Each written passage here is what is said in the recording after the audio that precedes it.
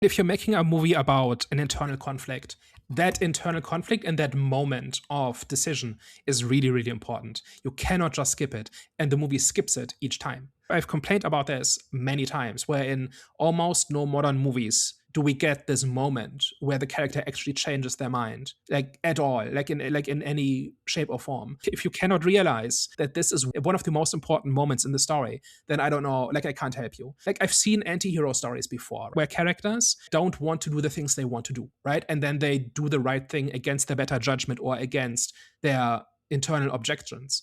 And that is just not here. And that tanks the story. It doesn't paint a clear picture of who Kara is and what her line is and what crosses that line. I just do not believe there's like a principle involved or some invisible line, and every time that gets crossed, she gets involved against her better judgment or against her preference. I just don't buy it. It's a bit of a John Wick thing, right? Where he's completely withdrawn from the world, and the only thing he cares about is his dog because his dog was given to him by his wife, right? And so when the dog gets killed, he cares, right? He doesn't care about any other crime that mob boss has committed.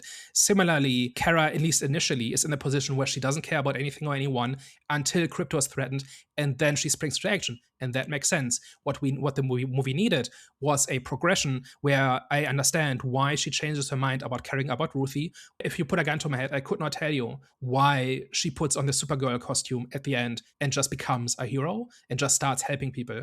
Like, she does not just get the antidote. She just is the hero protagonist person. That's her final point. Everything that leads up to this is fragmented, has massive holes in it. If you make a list of here are the 8 steps that take her from the beginning to the end, and each one should make sense and each one should be an understandable step along that ladder, and she may not have intended to become the hero in the end, but that's what she becomes. Like, the entire movie should have been about getting her from point A to point B, and it just doesn't. It just states that she changes her mind at that point, and she does things that like a hero protagonist does. But I like in none of the scenes I understood, okay, that is now why she's doing this.